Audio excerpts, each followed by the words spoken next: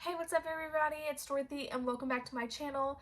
In today's video we're going to go into chapter 4 part 2 of Killing Mr. Griffin by Lois Duncan. We are chugging along through this book. I don't know if I told you guys or not, but there are 19 chapters to this book. Ouch, he bit me. And we are going through it already. I mean, kind of, if you feel where I'm going with it. But anyways, let's get right into this video. This video may contain sensitive topics and foul language. If you do not wish to continue, please click off of the video now. You have been warned. Sorry, it's cold and I need my coffee. Hi, Sue, Mark said. And Jeff said, great day for a picnic, right? It's almost like summer. And then suddenly she felt she was one of them. Her mother had been right. There was no problem with talking because the rest of them were talking so much themselves.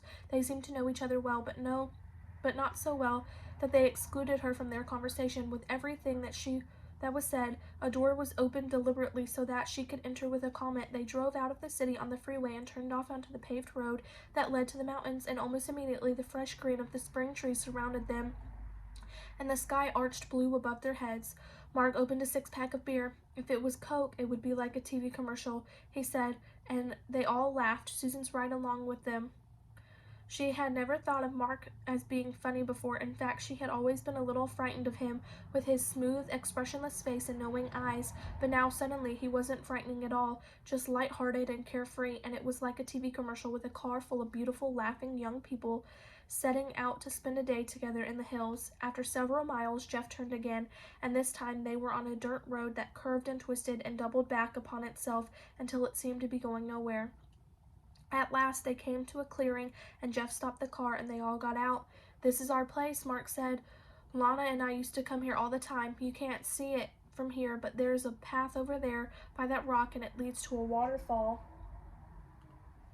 He began to lead the way, and the rest of them fell into deep step behind him, walking single file, David carrying the picnic basket and Jeff with a blanket and a tote bag of food that Betsy had brought. Susan followed along in David's footsteps, his slim straight back moving directly ahead of her. They walked through the woods, and it was still. There was nothing but the sound of their feet crunching dead branches. Who's Lana? She asked David in a low voice. The girl Mark used to go out with until Griffin gave it the axe. You've heard about that, haven't you? I thought everybody had. I haven't. Well, I'll tell you later. He tossed her a smile over his shoulder. I've dreamed this before, Susan thought. She had written about it later, pretending it really happened. Once that Mr. Griffin wanted a descriptive essay. He said she picked nice adjectives, but marked her down for spelling. They heard the waterfall before they saw it. The closer they got, the louder it became, until they broke through the trees and were upon it, a frothing, tumbling, churning burst of silver that poured itself madly over rocks and then dropped straight down for several feet into the stream below. Hey, awesome, Jeff exclaimed, and Betsy gave a little squeal of delight. I didn't know this was back here. Nobody does, Mark told her. Nobody ever comes here. Lana and I stumbled on it one day when we were out hiking. We came back a lot of times, and we were the only ones. Cool, huh? David said, smiling at Susan. It's simply beautiful. She felt she should say something more, but the words wouldn't come, and anything she made herself say would be a little too much. Let's eat, Jeff said. I hope you brought plenty of food. I'm starving. Aren't you always? Betsy said with a laugh. You guys are bottomless pits. They spread the blanket on the ground and ate their lunch on the bank in the stream of the very edge of the sparkling water. Afterward, they lay stretched out on the blanket and on the grass and talked in an easy, lazy manner as if they all had been friends forever.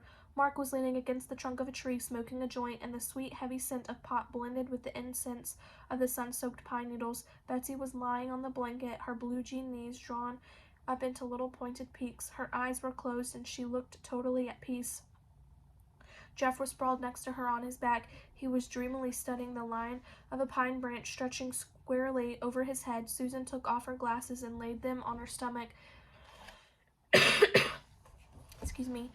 And that world went soft and unfocused around her. You look different without your glasses, David said softly. Your whole face changes. Do you really have to wear them? Only if I want to see, Susan told him, amazed at her sudden ability to answer such a question lightly. It helps when you're walking and stuff, you know, so you don't bump into things. You look okay with them on, David said. It's just that now with them off, you look sort of fragile. Like you need to be taken care of or something. I wonder what Mr. Griffin looks like without his glasses, Betsy said. She spoke without opening her eyes. Fragile, like he needs to be taken care of. Are you kidding? Jeff started to laugh. We'll have to take them off before we blindfold him. We don't want to shove them straight through his eyeballs. Blindfold him, Susan thought. Susan thought she had heard him incorrectly. Did you say blindfold? Suddenly she realized the atmosphere had changed. The blurred ovals of their faces were turned toward her. Waiting, calculating. You heard right, Jeff said slowly.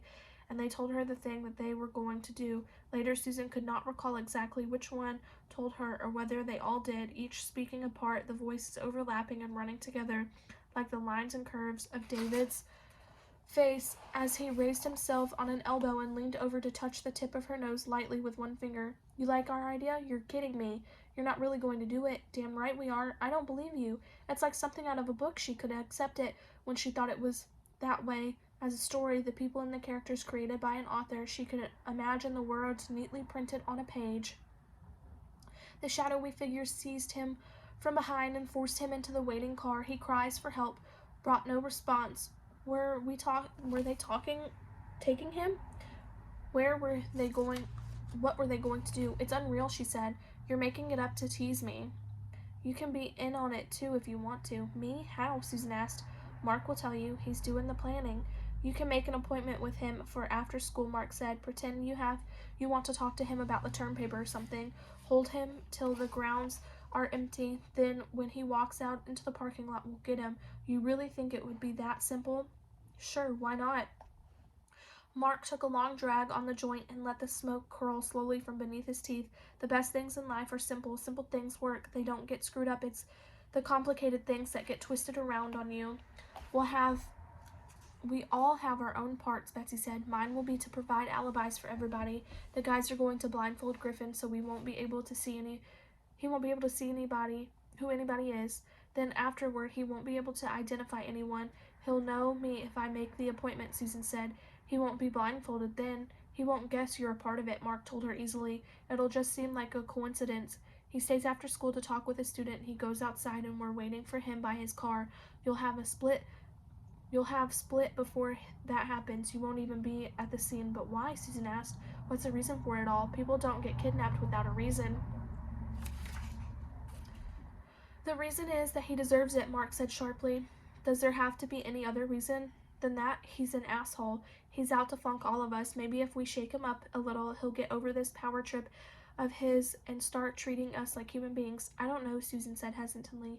I've never done anything like this. Who has? Jeff said. It'll be a first for all of us. We've got something to do really wild once in our lives before we're grown and tied down.